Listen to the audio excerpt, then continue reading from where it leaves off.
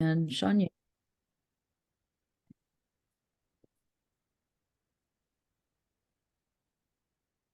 Take it away. All right. Well, everyone, we are recording, so I would like to thank everyone who's already joined us. I know it's a lot going on in the world today, but we really appreciate you being here for our presenters today and the fabulous topic we'll be covering. It is a great day to just examine animal advocacy and data analytics. I am your host, Lawrence Menace, and I have my co-host here is Shania Johnson. How are you doing today, Shania? I am amazing. I'm here with all of you. The weather has improved in Texas, so excited there. I can wear a sweater again. So yeah, I'm just doing well. How about you, Lawrence? How's your day going? My day is going pretty well. You know, I'm not thrilled with the cooler weather. I enjoy hot weather, but I won't complain. And again, I'm really excited to hear our topic today and dig into everything about data. I'm a data nerd, so I've been excited for this topic, and I hope everyone else is as well. So as we get started, I want to ask our weekly question. And this is for everybody. I want you to, you can answer, you can unmute and respond, or you can enter in your response in the chat. But the question for the day is, do you know what data that your animal well-being organization is watching or tracking? So what data are you and your organization tracking?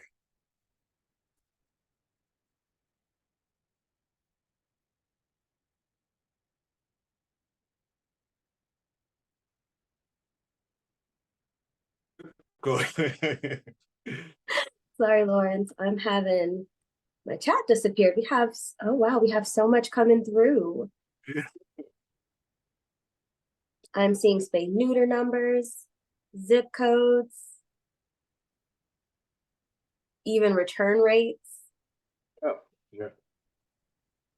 Well, I see numbers. I mean, tracking numbers for me, it's a great way to try to reach objectivity, and that's sort of my big push on the research side with my background. I know a lot of organizations are moving that way, so I'm glad to see that a lot of people are taking consideration into a lot of spay neuter, owner surrenders, intake.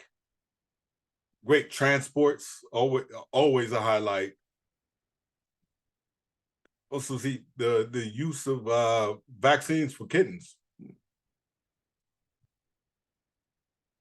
What type of information do you all track at? Okay, Shanya, what behavior information do you all track? We are so fortunate to have the most amazing data person on our team. Megan is, I mean, if you can think it, she can track it.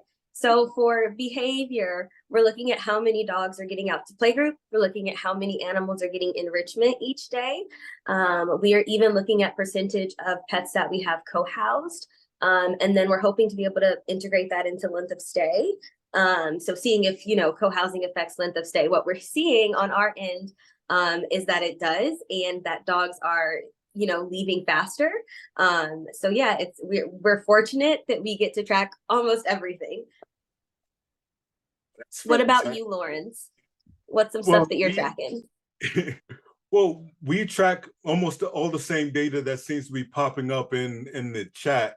A lot about intake, a lot about owner surrenders, as well as the pet support. So all of the calls that we get when we're able to steer folks in our community to resources that help them keep their pets at home instead of bringing them in.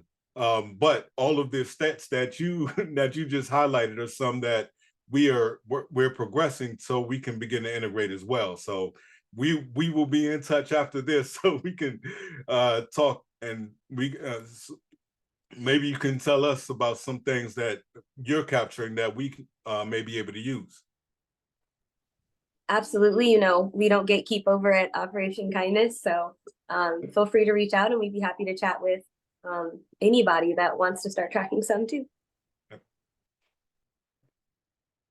All right. Well, please continue your responses. And right now, we're going to move into something that I know a lot of you are waiting for, hoping for, and we'll get to the Maddie's Fun grant winner. So I'll turn it over to Shania. Yeah, so I'm actually going to pass it over to Amber, who's going to go ahead and announce the Maddie's Fund grant winner, Community Conversations grant, which is $5,000, which is going to go to someone today, and the Maddie's Pet Forum grant, which is $3,000, which is going to be passed off to one of you amazing people on the call. Thank you so much, Lawrence and Shania. I'm so excited to be here. I am going to go ahead and share my screen. All right. Does everyone see the September 2023 prize winners? Yep. Yes. Okay. So then without further ado, for our weekly community conversations $5,000 winner, we have Amanda Gray from Operation Liberation, which is in Fort Lauderdale, Florida. So yeah, let's give it up for Amanda and her team. Amanda, are you on the call today, or is anyone from Operation Liberation? Hi, this is Liz Jones from Operation Liberation. Amanda's amazing and helps us a lot with grants. I am so grateful. I am in disbelief, so thank you so much. This is going to help so much. Yay, congratulations, Liz. Can you tell us a little bit about what Operation Liberation does there in Florida or nationally if you have further reach? Sure. Yeah, sure. We focus a lot on spay neuter and taking in more specialized cases. We take in a lot of cats specifically with ocular conditions. We take the guys that a lot of other people say no to. So we're proud to do that. We do work both internationally as well as in South Florida. So we're to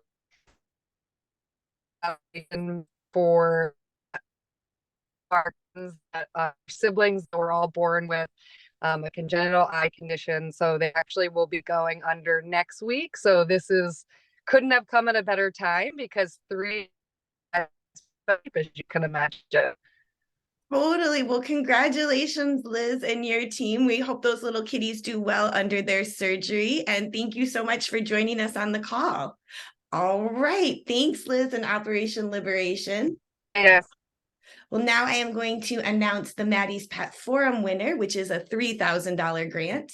And that is going to Eudora Watson of Potsdam Humane Society in Potsdam, New York. And I do apologize if I pronounced any of that wrong. Eudora, are you on the call? I am. And we're so excited. We're really excited. Yeah, that's awesome. And you pronounced everything correctly. Thank you. Oh, good. I'm not too great at that, so that's amazing. Can you tell us a little bit about what Potsdam Humane Society does? Sure. Potsdam Humane Society, we adopt out about 1,000 animals a year.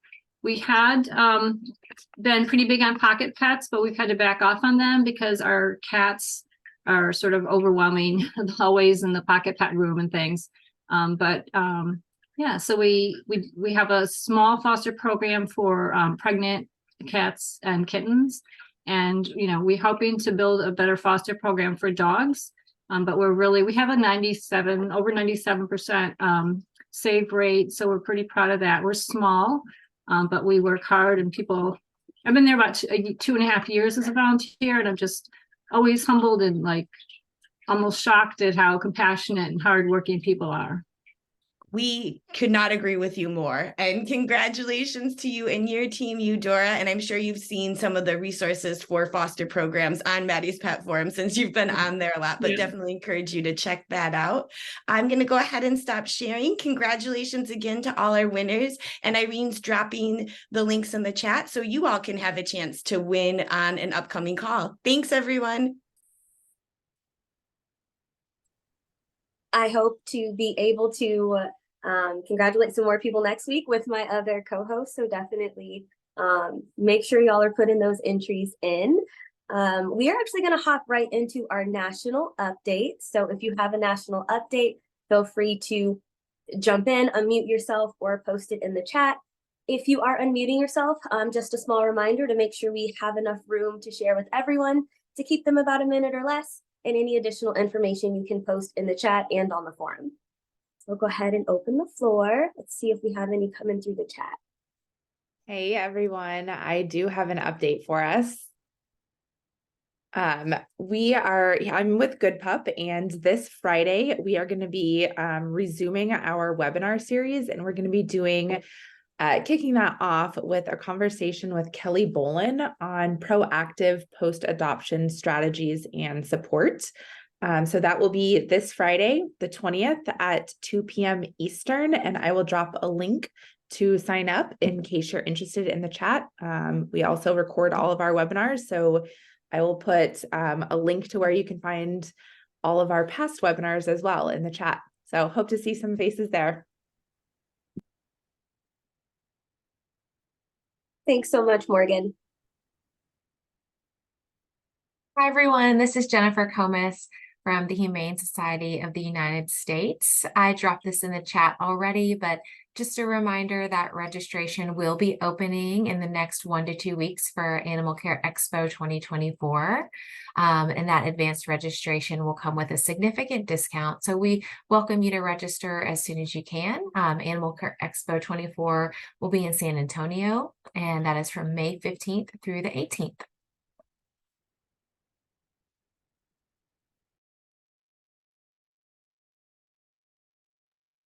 That is exciting news. So I know a lot of familiar faces will be there. Is Geraldine on the call?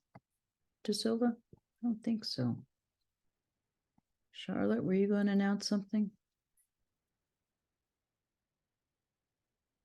Maybe not.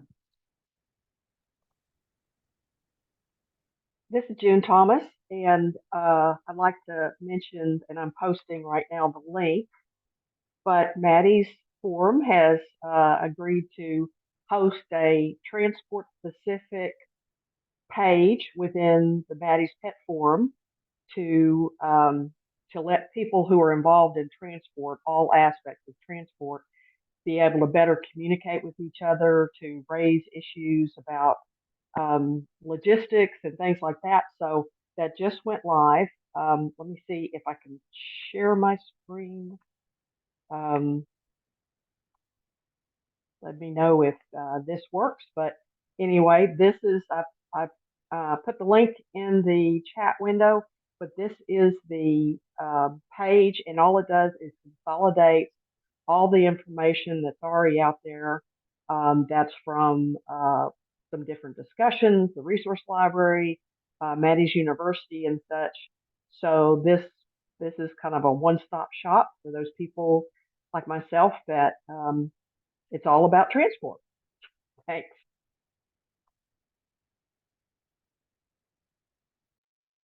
Thanks for sharing. I love that it's all kind of condensed in one place for everybody. That's awesome. I can share on behalf of Charlotte and Geraldine who are on the call. So speaking of transport, the Open Door Veterinary Collective has launched their partnership with Uber for Business to remove barriers for transport. So I'll just drop that link, and hopefully they'll have more details when they're on the call next time.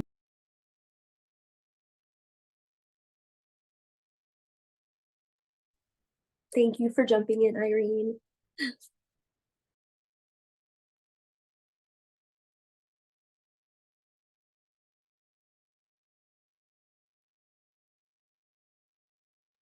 Just 2 more from the chat.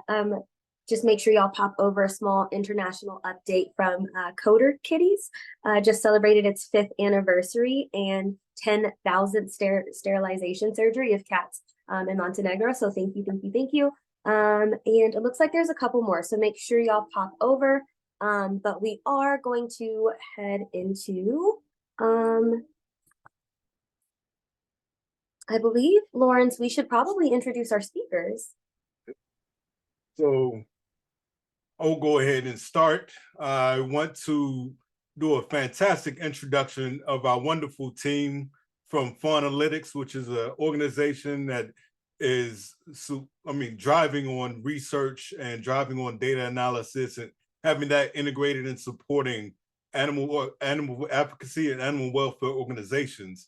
So I won't spend a lot of time because I, like everyone else, want to hear from them. So I want to introduce the executive director, Brooke Haggerty, and research liaison, Björn Olafsson. So I'll turn it over to them and look forward to hearing from what they present.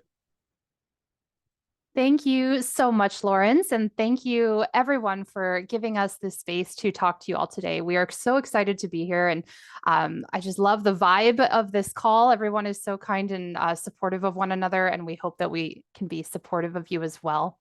So thank you for having us. As Lauren said, we are from Faunalytics, and I'm Brooke. Bjorn is a speaker you'll hear from momentarily. And we couldn't be more excited to tell you more about our services and research and data and how we can hopefully help you be even better and do even more wonderful work on top of what you're already doing. I, before Faunalytics, spent about 10 years with a companion animal organization as one of my roles. And so it's very special for me to be here supporting all of you. With that, I want to tell you a little bit about who we are. I'm going to go into our programs and resources, and then Bjorn is going to talk more about why research, and we'll dive in a little deeper. So here we go. Faunalytics was established in 2000, over 20 years ago now, and we're a nonprofit organization that conducts and shares research in order to help animal advocates be as effective as possible. So in other words, we're not a public-facing organization per se. Our whole goal is to help animal advocates like you with whatever you may need in terms of research and data. There's a lot of power in having research available to us, and our goal is to kind of be that bridge between research that's out there and the incredible work that you're doing. When we were first established over 20 years ago, there wasn't really any research available to us. We all kind of had to be very gut-driven. And now, thanks to Faunalytics and a bunch of other academics and some new organizations in the space, we're here to inform you and help you and support you in this way. So we do this through 3 main programs. And we also have a research symposium every year. So our original research program is research that we conduct here at Faunalytics.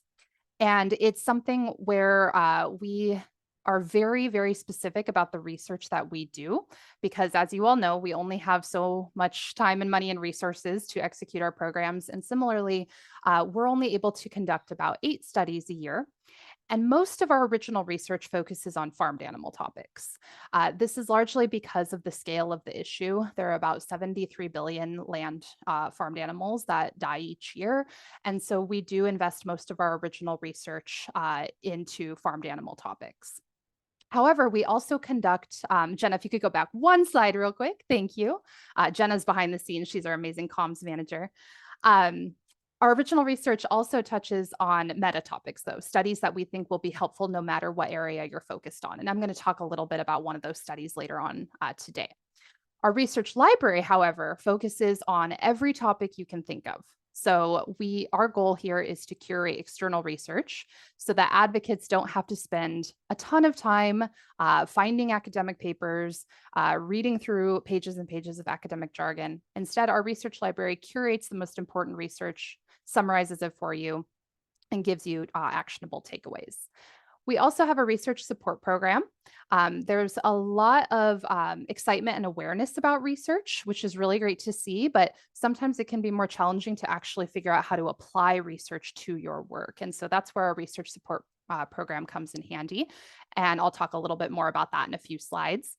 And then, of course, Fauna Connections is our research symposium. We host that once a year. It is virtual and free to all. It just happened in September, so unfortunately it's behind us this year, but if you follow Faunalytics, you'll get updates when the time comes. And just like our research symposium, all of our resources that we're talking about today on this call are free. We're a nonprofit organization, so just like all of y'all, funders support our work. And so all of this is free to you as an animal advocate. So I just wanted to make sure everybody knew that this wasn't a sales pitch. We're really here to help you. All right, Jenna, next slide. So as I said, our original research focuses on farmed animals primarily, but our research library and the support we provide is for the entire animal protection movement. So we have a lot in our research library on companion animal topics, which we're going to go even deeper into today. Wild animal topics, animals used in science, animals used in entertainment, animals used in fashion. We have resources on effective advocacy tactics, really anything you can think of, you name it. Our research library probably has studies on that. And again, we try to curate the most helpful resources. We have a lot on all the data that you were inputting into the chat earlier when Lawrence asked what data you have your eyes on. We have a lot of information on all of that. Some of the comments I saw were very numbers focused, which is super important to track, super helpful, but sometimes it can be challenging as individual organizations to track the deeper behavior behind those numbers. So that's one way that you can think about, okay, how can I add even more richness to the data that you're already collecting? I see this information about shelter intake or adoption returns, but what does that mean? So our research library is really helpful on that front. And then in terms of the type of advocacy our library goes into, similarly, we cover a variety of topics. So people on this call are likely in different roles. We imagine there are people who are doing adoptions work. We imagine there are people doing community work, humane education. Let's not forget the people behind the scenes, the fundraisers, the volunteer managers. No matter what type of advocacy you're doing, we want to do better to support all advocates. So it's not just information about the Frontlines programs work, but really anything you can think of related to animal protection, dive into our library and take a look. And then our, go ahead, next slide, Jenna.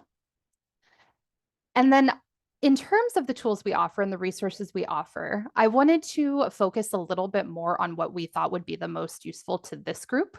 We have a ton of resources on our site, and I invite you to journey down that rabbit hole when you do have a few minutes to spare. But we have a few resources that are more friendly for people who prefer learning visually. We recognize that research, even when it's summarized, can be a lot to read, and you might not have all the time in the world to get to everything you want. So we have a series of infographics called our Faunalytics fundamentals. And our infographics are long form infographics, meaning that one resource is like several scrolls long, if you will. And one of those is our companion animal fundamentals. We have our companion animal fundamentals, animal and social justice fundamentals, ocean life, etc. And we wanted to highlight a few slides from this. So go ahead and advance, Jenna. Oh, I'm so sorry. I got a little ahead of myself.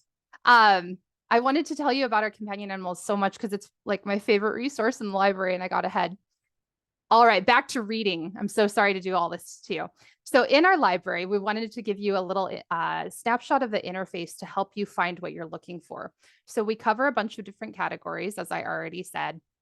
But you can also dive deeper once you're in the companion animals aspect of our research library. So if you are doing spay neuter, as I saw a lot in the chat, we have a lot of information about spay neuter, TNR, we have breed specific legislation information, adoption, sheltering, all the things you were talking about, we have articles on that. So if you hop into the companion animals aspect of our library and search any of these tags, you should be able to find quite a bit of information.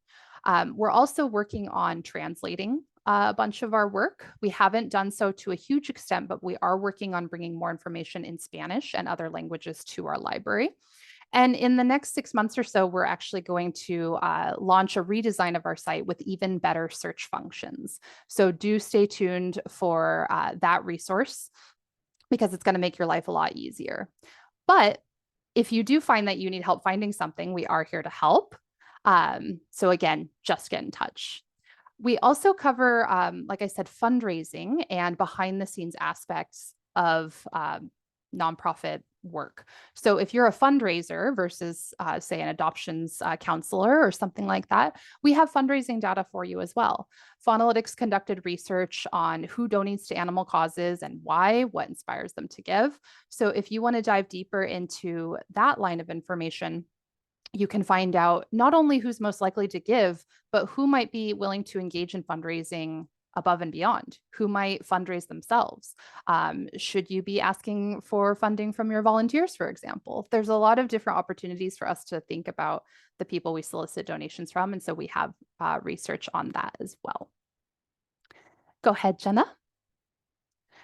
And again, if you are having any trouble navigating any of that, we want to help you. Our office hours, faunalytics.org/ask-us, is where we offer free office hours to anyone who needs it. So if you need help finding data, or let's say you want to conduct your own research, we have a whole research advice section on our library, as well as a glossary to make some of that academic jargon a little bit more lay friendly. There was so much cool data in the chat earlier, and I wonder what is being done with it.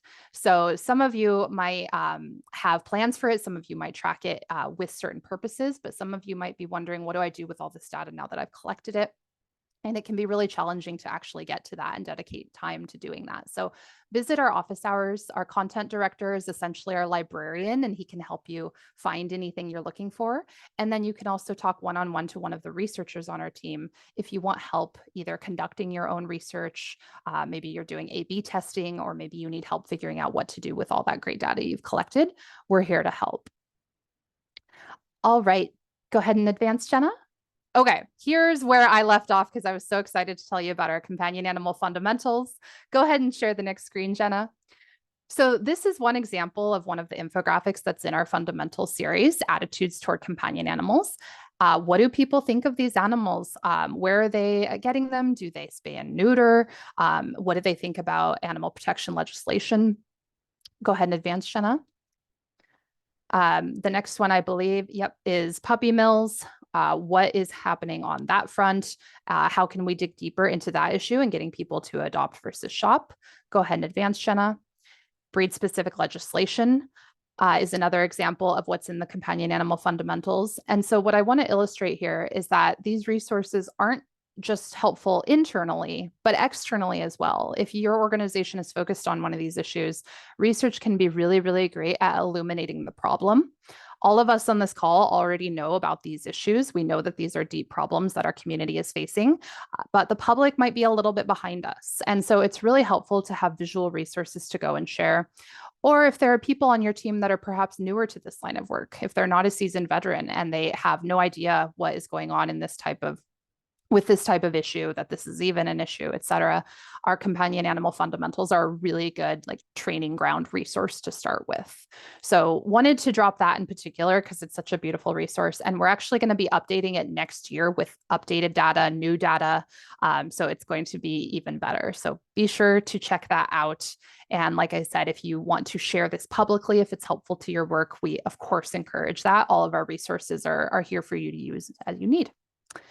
And then if you don't like reading at all, we have a video series as well. Let's say you're one of those folks who likes having stuff on in the background and you want to learn, but you can't take the time to read, research, because I get it. We only have so much time in the day. Trust me, I know. We have a video series called Faunalytics Explains, and that's where we summarize research from our library, but in video format. And so these are some of the companion animal related videos that just dropped in our series, and we hope to add more to that every month. So be sure to check those out. One of them is on why do adopters return cats? That's been a really popular one that I wanted to flag. Earlier on the call, someone was sharing about the scary situation they had with their animal that needed surgery. We have a video on lifetime costs of companion animals. So really anything you can think of, we cover that. We have research on that. So go ahead and advance, Jenna. I've talked a lot about the research we have available to you, but Björn gets the chance to talk about why research. Why is all this important? And we hope that if any of you are on the fence about why you should spend precious minutes of your busy day learning more about the data behind your work, Björn's here to make the case. Thank you so much, Brooke. So if anybody here is not the most nerdy about numbers, don't fear, we're going to make it a little bit simpler for everybody. So why research? Why is this important? Why do we need numbers? Why do we need analysis? Why can't we just trust our guts? we're going to do a little mini experiment to kind of see how accurate our guts are when trying to analyze a problem. And then we're going to cover 3 reasons why research is so important that we believe at Faunalytics. Go ahead, Jenna. So we're going to talk about a debate. How strict should the criteria be for dog adoption? And here I have 2 pictures, one of a dog who appears to be aggressive in the moment, and a dog who appears to be very, very sweet. There are many people out there who want to have a dog, but they're worried that the dog that they will adopt may not have the right behavior for them. They may be too aggressive or even violent. So if that's the case, how strict should we be when analyzing potential dog parents? So this is a debate. There's not an easy answer to this, right? And as animal advocates, we need to think and analyze the research to make an informed decision. Can you go to the next slide, Jenna, please? So I want everybody to write in the chat, what percentage of dogs that are returned to shelters by their owners is because of behavioral problems? And I would like to know, and I'm putting behavioral problems in quotation marks. As animal advocates, we do know a lot of the time these are not problems on the part of the dog. Sometimes it's more of a mismatch between the dog and the human. So let's look at all of the numbers we're seeing in the chat. I'm seeing a very large range: 14%, 60%, 10%, 76, less than 5, 50, 60, 80, 25. Wow. Okay. So first of all, there's a massive range. The lowest I saw is about 2%. The highest is about 80%. Just based on skimming this, I do think a lot of the guesses are somewhere in the 50 to 60% range. So let's see what the actual answer is. Jenna, go ahead. It's about 6 to 9%. So it's a relatively low amount, at least compared to what everybody's guesses are. So what does this tell us? Does this inform, how strict should the criteria be? If a potential owner is very worried about quote unquote behavioral problems of their potential dog, is that something that we should take into consideration? What this study did, this is a study that is in our research library. This is not one of our original studies, but it's one that we have summarized and that one that we have analyzed in our research library. And what it did is it looked at other studies. It's a meta-analysis of other reasons that people have given their dogs back to adoption shelters. And what they found essentially is that we have a guest. This is my bird, Bonnie, who's decided to join the presentation. She's very excited about these research and data. What the author found is that many of the reasons that people had stated that they were giving their dog back for behavioral problems, quote unquote, is because we're actually grouped together and made it seem like it was a bigger problem than it actually was in the data. So this is one of the reasons we need to be very critical when we're analyzing statistics like this. By lumping together all of these behavioral problems, it seems like it's more of an issue than it actually is. So this kind of gives us evidence when we're considering what types of criteria we should be using when deciding which potential dog parents or dog owners to be releasing dogs to. I do know that this is a very important debate in the animal advocacy community, and this one data point doesn't prove it definitively in either direction. I want to make that clear, but it is something we need to take into account. We need to be using the data and the research to make sure to match the dogs and the parents as best as we possibly can. Okay, next slide, Jenna. Oh, and this is just a screenshot of that study in our research library. I do recommend reading this over if this is a topic you're interested in. Next slide. So that said, research is critical because it informs the way that we go about our advocacy. Sometimes the research will show something that does not match our gut instincts. As we just saw right now, I think the majority of those guesses in the Zoom chat weren't exactly what we saw in the data. So we're going to talk about 3 benefits of research. These are not the only benefits of research. There are many, many benefits of research, but these are the 3 that we've decided to kind of lead with today. Next slide, please.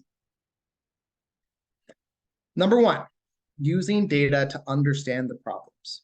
As we all know, We can't solve a problem if we don't understand the problem first. And even if we think we understand the problem just by kind of looking around, we may need to dig a little bit deeper. We need to investigate the numbers, and we also need to investigate the reasons behind the numbers. Next slide, please.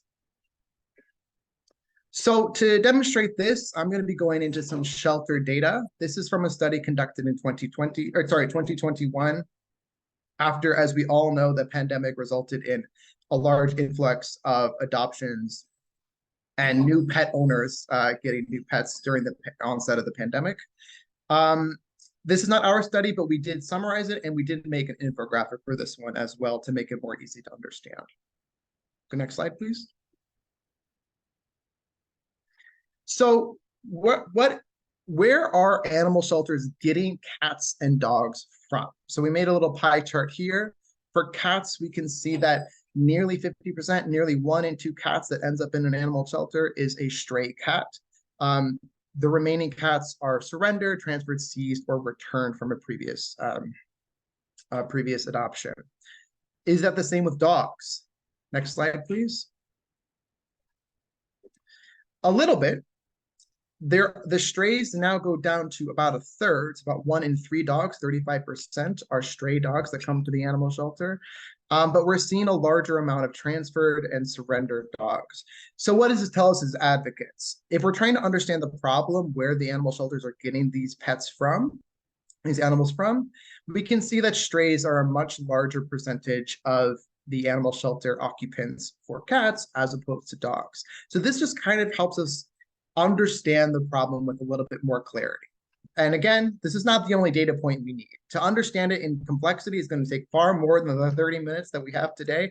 We're just trying to go through a few examples to help us think in these ways. So next slide, please.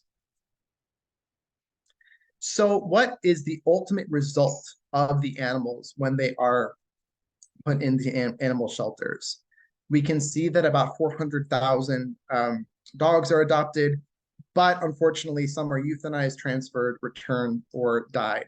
And we can see that cats are more likely to die in the animal shelter than dogs. We can see that dogs are more likely to be returned than cats. And again, this is giving us a broader picture of what's actually happening in these animal shelters across the United States.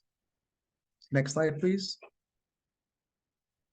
And then finally, we can see the amount the amount of money that it takes to actually adopt one of these animals. So we can see that it costs more money for dogs and it costs less money for cats. And I didn't put this in the presentation, but it is increasing over time. And you can compare 2021 to 2020. So we might be able to guess that cost might be a potential barrier for potential cat owners, more so than it would be a barrier for potential cat owners. More information that allows us to kind of think about our advocacy a little bit better. So these are just some basic facts. What do we do with these facts? That's the next step, right? Understanding, analyzing, and making a plan of action to assess the problem. So next slide. That's where our second reason comes in. Using data to improve our effectiveness. Now that we've kind of used data to understand what the problem is, we have to make sure that we're doing the most effective thing possible. So, next slide, please. We're going to go through a little case study of one of our original pieces of research. So, this is a very exciting study that we call Local Action for Animals as a Stepping Stone to State Protections. So, as animal advocates, we would all love if we could press a button and every single state in the United States, or even the entire country of the United States, would enact amazing laws protecting companion animals or farmed animals, and making sure that they have the exact welfare needs that they need. Unfortunately, that button does not exist. I'm sure we would have all pressed it if we could. But if we're trying to enact legislation to protect these animals, what is the most effective strategy possible? Do we walk right into the state legislature and we say, we need to protect cats and dogs, we need to abandon puppy mills, like these need to be outlawed? Is that effective? We tried to investigate that question. Next slide, please. And click. There we go. So that's what we're trying to figure out. If we're trying to get pro-animal laws into our state legislatures or national legislatures, what is the best way to do so? And what we found is that we need to start local. So of the states that have more pro-animal laws for most of these issues, most of the time, they already had local laws that were supported by a broad community in place. For example, in a municipality, in a city, in a county in that state, that was already indicating that the citizens of the state were in favor of this legislation. So as examples, you can go to the next slide, Jenna. This is a quote from the study, and it's a little bit dense, but I did like this one example. As shown in Illinois, a senator was inspired by her town's efforts and became a co-sponsor of the state bill. So this is specific about puppy mills. I think the context is not clear in here, but sometimes by showing representatives what can be possible at the local level, it's more likely that it's going to influence the state level and then hopefully the national level eventually. Next slide, please.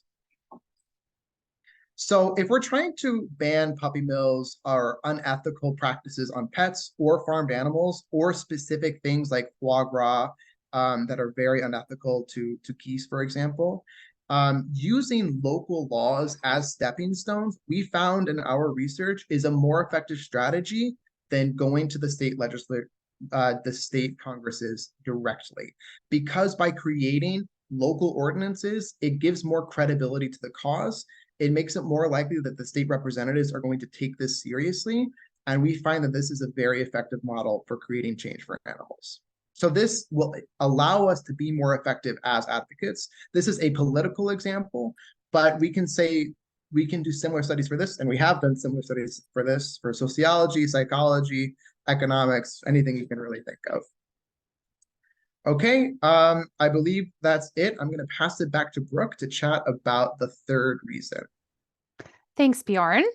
So as he highlighted, research can be really helpful when illuminating the problem, identifying a problem, and figuring out what to do in terms of approaching the problem. But we've talked about a lot of this on the programmatic side. And so we want to flip it around and think about how data can be helpful to supporting us as animal advocates in animal protection work. So go ahead and advance, Jenna. I wanted to highlight some research. This is external research on this slide, thinking specifically about fundraising and staff in animal protection organizations. So research has found that Black-led organizations receive significantly less in terms of fundraising. They have less revenues and significantly less assets compared to white-led organizations doing basically the same work. A different report, not highlighted in this slide, I think it was in the Race to Lead report, found that people of color report having experienced more challenges in building relationships and connections with funders in the space compared to white fundraisers. And I think this is really important to highlight. When I first read this research as a white fundraiser, I was blown away because it really made me hold up that mirror. The success that I have as a fundraiser is because I have a leg up here. And so I want to highlight that research can really help us pick apart any aspect of our work and demonstrate that we have work to do as a nonprofit sector. In terms of the animal movement, research has found that our movement is generally white and female. An older study found that of 13 animal welfare organizations, this is a small sample size, but over 1,500 employees, 62% had no Black employees. And at the same time, as animal organizations, we tend to project this image back to the public through advocacy materials and public-facing, media. And you might be thinking, well, that study is 2005, Brooke. Like, times have changed, a lot's happened since then. But unfortunately, it's not entirely the case. Jenna, if you want to go ahead and advance. A different study just from 2021, this is animal control workers specifically, but found again that this is a predominantly white movement. And I want to highlight this because we cannot succeed in this work if it's just one portion of the population that we're focusing on and serving, and one portion that's contributing to the ideas of our organization and the success of our organizations. So it's really, I think, important to consider all the data that factors into our jobs here, the tough work that we're trying to do. Our programs will be more successful when behind the scenes are more successful, more diverse, and more inclusive.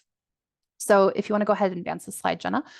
30 seconds is not enough to talk about this issue. It's a very huge issue that people much smarter than I am focus on and teach about. And it's a long, lifelong process to do better. But I did want to offer some solutions to the slides I just shared. One of them is supporting our fellow advocates equitably, not equally. This is probably something that most of us on this call have heard before, the difference between those two things. But one example would be thinking about your programs through this lens. At Faunalytics, an example would be our office hours that I shared. We provide pro bono office hours to all advocates and organizations, and we offer 3 pro bono hours per year per org. But we recently adjusted that. If your revenue is under 1 million, you get 5 extra hours free, so 8 hours total of pro bono service from us. So it's not perfect and it's not the only solution, but this is one way that we've thought, how can we do better? Another solution is creating SMARTY goals instead of SMART goals. So a lot of us as teams create SMART, measurable, actionable, relevant, timely goals for our organization. Adding an IE to the end of that, inclusive and equitable. What does that look like when you transform your goals from SMART to SMARTY? Focusing on organizational change, both internally and externally. It's not just about HR. It's not just about staff. It's about every aspect of your organization. This one and the last bullet point of learn and continue learning would really, really benefit from having the pros come in and the people with training and lived experiences and the knowledge to help guide you. But the Center for Global Inclusion actually does have a free resource called the Global Diversity and Inclusion Benchmarks that your organization could use. So if you're like, Brooke, I have no budget for this or anything, there are still things you can do. And eventually over time, any line item in the budget is better than nothing for this, because we really need all the power we can get in our movement. And that takes me to the next slide that I wanted to highlight. I'm going to hurry through this one a little bit so that we have time for questions. But Faunalytics conducted a study looking specifically at experiences and turnover in the movement, because our movement is very small. As we all know, in terms of philanthropy, we only get less than 3% of all charitable giving, and therefore our people numbers aren't as big as other aspects of the nonprofit sector, certainly not as big as other aspects of the economy, and we can't afford to lose anybody. So we wanted to figure out what's going on. Why are people leaving? And we found that a ton of people, unfortunately, are experiencing issues of discrimination and harassment in the workplace. And people who are part of marginalized communities are disproportionately impacted. It's pretty devastating to see such a stark difference, over half versus over a quarter. And it can be really challenging to think, what role am I playing in this? And what role is my organization playing in this? And do we have the systems in place to protect people from this kind of issue? So I wanted to spotlight that, but I also recognize that there is not a quick solution to this. Again, it takes a lot of learning and organizational analysis and reflection and ultimately change. But what I did want to highlight is a finding from this study on how we can better support all advocates, not just those in marginalized communities, but how can we do more? I just saw in the chat, someone dropped Ready's course or CARE's Ready course. Yes, please bookmark that. Jenna, go ahead and advance to the next slide. I wanted to highlight this because I found it pretty surprising. These were the strongest determinants of an advocate's intention to stay with the organization. This is paid advocates, not volunteers. And you can see that the top ones are how demanding their role is. Do they have the resources to do their job well? How are the skills and values aligned? How is the organization's leadership? Do they feel like they're making a difference? These are all above pay and benefits and burnout, which blew me away. If I didn't have the data in front of me, I would say, oh, it's pay. We all know what we all make, right? It's not that much. That's no secret.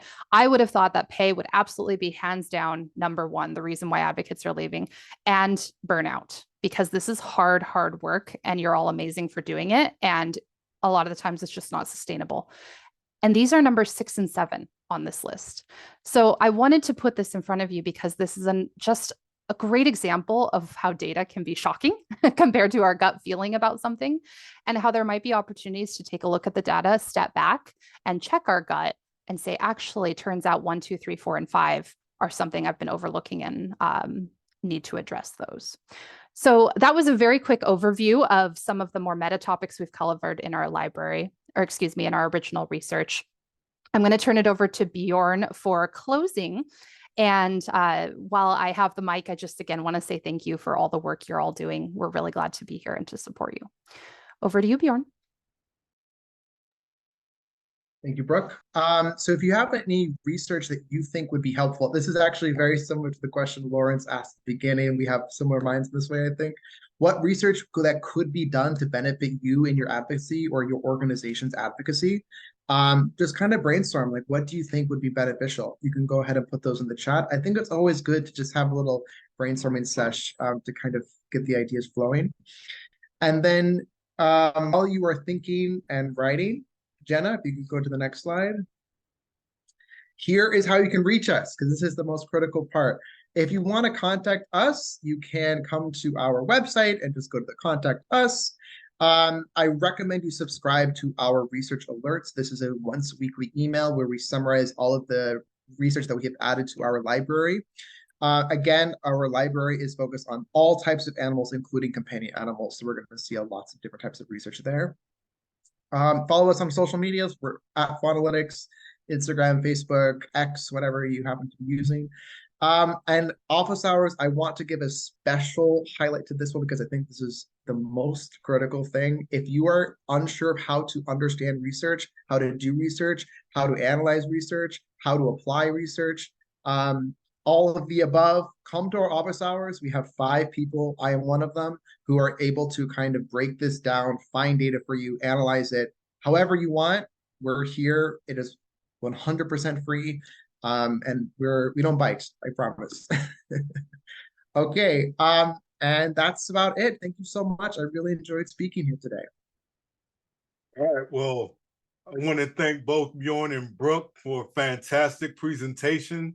And we don't have much time for all of the questions that popped up, but I do want to ask both you, Bjorn and Brooke, one that Shania and I had thought about leading up to the presentation, which is how can our organizations support you and your organization before we actually close up today? Well, thank you so much for that question. Normally we would say donate, but we are all nonprofit professionals here, right? And so I'm going to say that the best way you can support us is to engage with our work. We really are genuinely here to support you. We want you to come to office hours. We want you to subscribe to our newsletter. And if you do engage with our work, to take our community survey, which happens every spring. But really, we're here to help you. We succeed in our mission when you succeed in yours. And so anything we can do to support you, that's really the best way you can help, is engage, talk to us. Like Bjorn said, we don't bite. We are absolutely here to help. And we hope to just continue to build relationships with this wonderful community. All right, well, thank you for sharing that, and that's fantastic. You'll definitely be hearing from me just to talk about psychology, just to talk about the data, to talk about Spain as well. I may come over there just to visit, you know. Yeah, let me know. Well, I would like to again thank both of you, and any questions that you had, please make sure they're entered into the chat, and we can always go to the pet forum just to follow up, and you'll get responses back from both Bjorn and Brooke over the course of the coming weeks. So please reach them on the pet forum, reach out to them on their social media and at their website. And I would like to thank everyone for being here in attendance on behalf of Maddie's, myself, and Shania. And everyone have a fantastic weekend week and weekend as we lead out today. So again, thank you. Thank Bye, you. everyone.